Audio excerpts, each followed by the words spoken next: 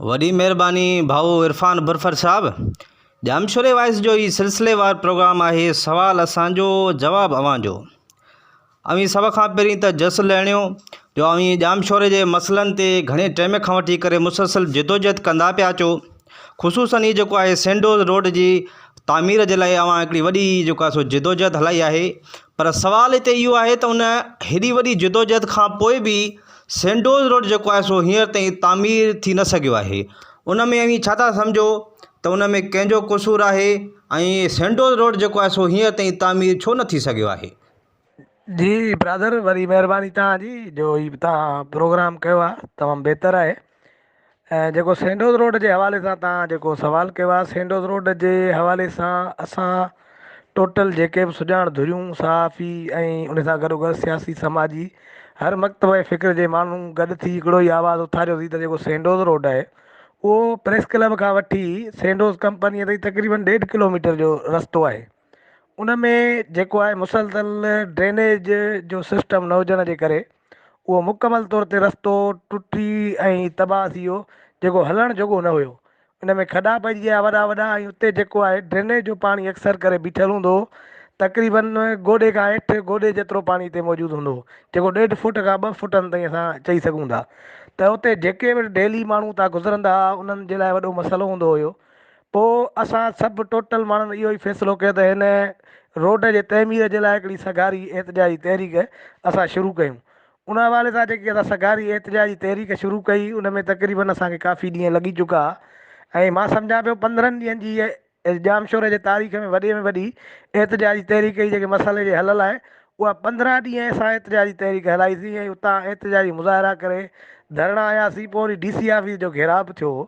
पोइ थियो इहे त उते असांजूं ई हिकिड़ियूं जेके बि हिते माना उहे माण्हू हूंदा आहिनि जेके वक़्ती तौर ते उहो फ़ाइदो वठंदा आहिनि, पोइ उहे धुरियूं विच में अची ऐं उन्हनि सां असांजी इंतिज़ामिया सां ॻाल्हि ॿोल कराई ऐं उहे ई चयूं त तव्हांजो इनशा ताला हिते सर्वे अचे लथा एॾा इंजीनियर आहियो, असां पाण परेशान थिया अलाए छा को कराची थी ठहे अलाए छा। पोइ उन खां पोइ उहे माण्हू सर्वे कया हिते, ऐं सर्वे करण खां पोइ उहे रिपोर्टूं ठाहियूं।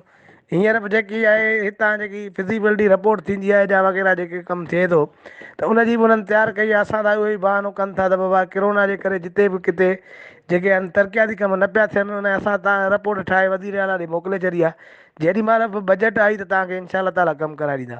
रही ॻाल्हि इहा त असांजे जदोजहद जो सिर्फ़ु फ़ाइदो इहो थियो त जेको हिते पाणी बीठल हुयो, हाणे तव्हां जेकॾहिं सैंडोज रोड तां लंघंदा हूंदो या जेके बि इलाइक़े जा माण्हू हितां रहनि था या लंघनि था, उन्हनि खे तव्हां जेकॾहिं ॾिसंदा हूंदो सैंडोज रोड ते तव्हांखे हाणे पाणी जेको आहे उहो बीठल नज़र न ईंदो। भई खॾा खुॿा आहिनि ज़ाहिरा, मिटी ऐं इहे वग़ैरह पयल आहे, तंहिंजे करे उहे आहिनि। हाणे असां बि उन्हनि खे वेट कयो त असां जेकॾहिं उन्हनि सां ॻाल्हियूं कयूंसीं त उन्हनि 6 महीननि जो चयो, असां उन्हनि खे 1 साल छॾे ॾिनो आहे। हाणे बि असांजो उमेदु आसरा आहिनि, जेकॾहिं असांजे सैंडोज रोड जो कमु न थियो त पोइ जल्द असां वरी ॿीहर हिकु राब्ता मुहिम शुरू करे वरी एतिजाजी तहरीक सां शुरू करे कंदासीं। ऐं इन हवाले सां ई काफ़ी असांजा जेके राब्ता हलनि था पिया दोस्तनि यारनि सां, जिते बि एतिजाज थिए थो शहर जे मसइले जे लाइ। असांजे जेके सैंडोज रोड वारनि रहवासी जेके बि जिते मूं समय चयो ऐं पाण हिते जो ई रहवासी आहियां न, त असां उन्हनि जे एतिजाज में बि शरीक थींदा आहियूं, उन्हनि जी हिमायत कंदा आहियूं। त असां सां बि इनशा ताला उहे ई माण्हू गॾु हूंदा, रहवासी गॾु हूंदा, इलाइक़े जा माण्हू गॾु हूंदा। रही ॻाल्हि असांजी इहो बि जेके मुख़्तलिफ़ धुरियूं हुयूं, असां एतिरे क़दुरु CM ताईं पहुतासीं, शेला रज़ा ताईं पहुतासीं, ऐं मुकेश चावला जेको आहे वज़ीर उन ताईं पहुतासीं। त उन्हनि खे बि असां एप्लीकेशन ॾिनियूंसीं, उन्हनि खां रिसीव करायोसीं, बाक़ाइदा CM सां जेको असां मिलियासीं त CM DC खे घुराए पाबंद कयो त बाबा तव्हां हिन जो रोड जल्द ठाराए ॾिनो वञे। उन खां पोइ CM जे चवण खां पोइ पीपल्स पार्टी जी ज़िले जी मीटिंग थी, जेकी कॾहिं बि न थी सघी जॾहिं इहा चूंड जी बाडी आई। उन खां पोइ जेको आहे उते मीटिंग थी, ऐं मीटिंग थियण खां पोइ जेको आहे उन में इहे कम रखिया विया हुआ।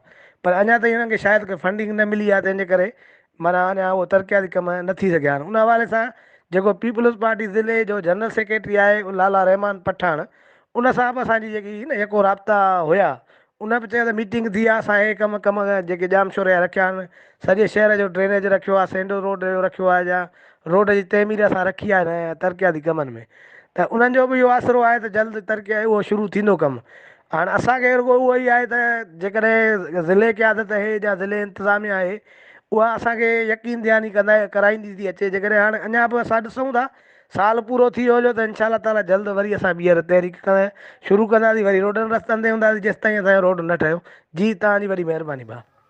ठीकु आहे भाउ इरफान बरफत साहब, अवां ॼामशोरो वॉइस जे सिलसिलेवार प्रोग्राम सवाल असांजो जवाब अवांजो में ॼामशोरो जे सैंडोज़ रोड मुतलिक़ सैंडोज़ रोड जदोजहद कम्यूनिटी अॻवान भाउ इरफान बरफत जूं ॻाल्हियूं ॿुधियूं।